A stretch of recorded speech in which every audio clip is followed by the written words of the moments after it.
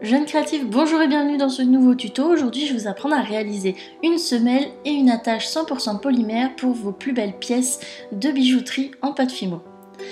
Parfois, on a besoin de solidifier ou tout simplement d'unifier nos pièces pour qu'elles aillent bien ensemble et le système de la semelle est vraiment parfait.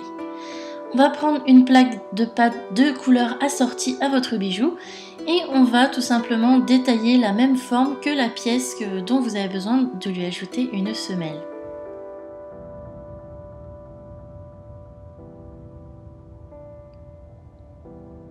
Ensuite, on va choisir un moyen de la coller à la pièce cuite. Pour ça, on peut prendre de la fimo liquide, mais moi je vais prendre plutôt du Bake & Bond de Sculpey.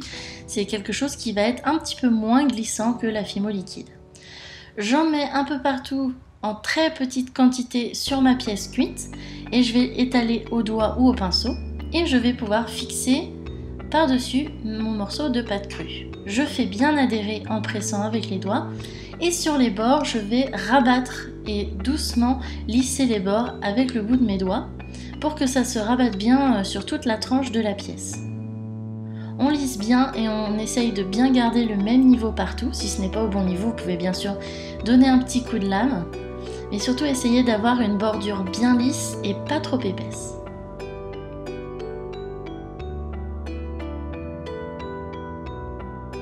N'hésitez pas à vous servir de votre plan de travail pour aplatir légèrement les bords de cette semelle. Comme ça va permettre vraiment d'être très régulier. Et une fois que c'est fait, moi je prends une lame et j'affine encore un petit peu plus. Je veux vraiment que la semelle soit très discrète sur les bords de ma pièce.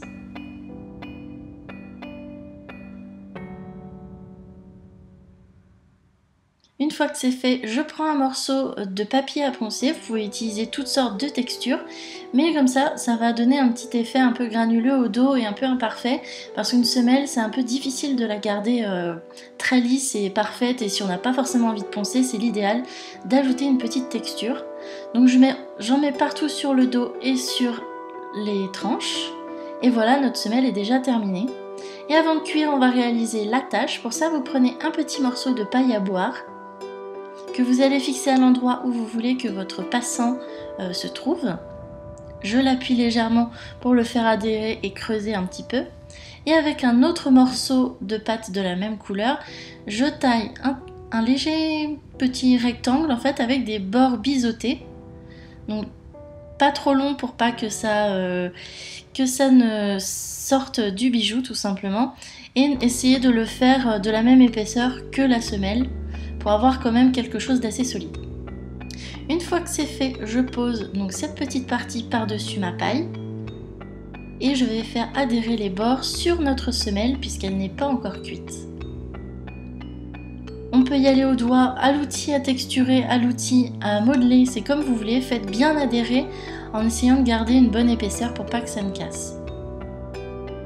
Et une fois que vous avez bien fait fusionner votre attache avec votre semelle, il vous suffit simplement de reprendre votre texture, ici un bout de papier à poncer, et de refaire le même traitement sur l'attache pour unifier le tout.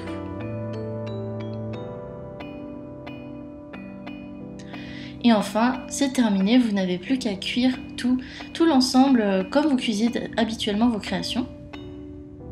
Et après cuisson, il vous suffira simplement de retirer la paille, puisque la paille ne va pas fondre, elle résiste le plus souvent au four.